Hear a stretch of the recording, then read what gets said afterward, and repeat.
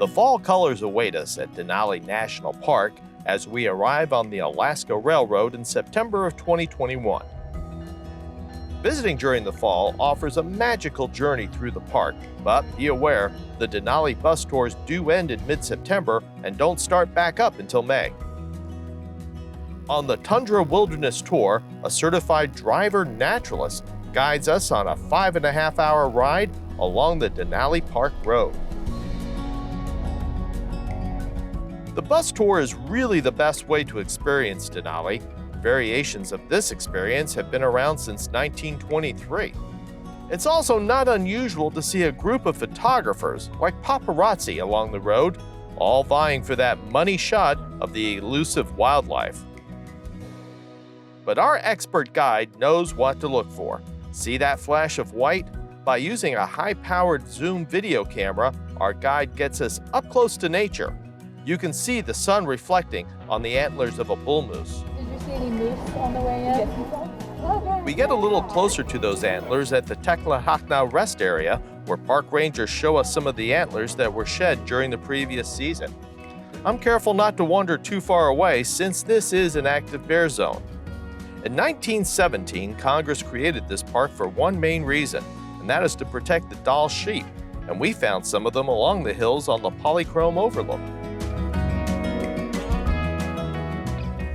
Traveling deeper in the park, we stop at the Stony Hill Overlook and get to appreciate the majestic grandeur of the Alaska Range. Wow, what an amazing view. God made this. Passing over the East Fork and Savage Rivers on the way back to the Visitor Center, we get ready to venture out on our own. We decide to hike from the Visitor Center along the Horseshoe Lake Trail. This is a 2-mile, 2-hour hike all the way down to the lake, and on the way, you'll pass through some incredible fall colors.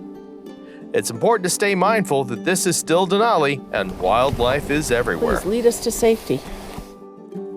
You'll walk over the Alaska Railroad tracks, which is pretty cool and a great place to take a photo. From the trailhead, you'll hike up a short, steep hill, about 25 elevation grade, and after a few hundred yards, you'll reach a bench overlooking the lake, and the view is magnificent. After the hike, it's time to climb back on board the Alaska Railroad for our trip to Fairbanks.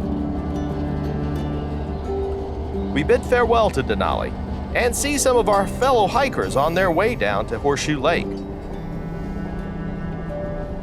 And while enjoying the fresh air of the outdoor observation area, we cross under the George Parks Highway at Windy Bridge.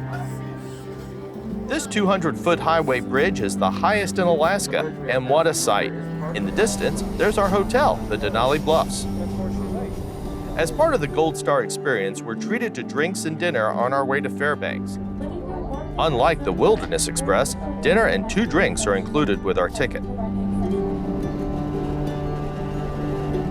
We are now entering the Nenana River Canyon Gorge. This 150-mile-long river is a tributary to the Tanana River, and it serves as the eastern boundary for Denali National Park. Along the way, we roll through parts of the historic gold mining districts that surround Fairbanks, the northern end of the main line of the Alaska Railroad.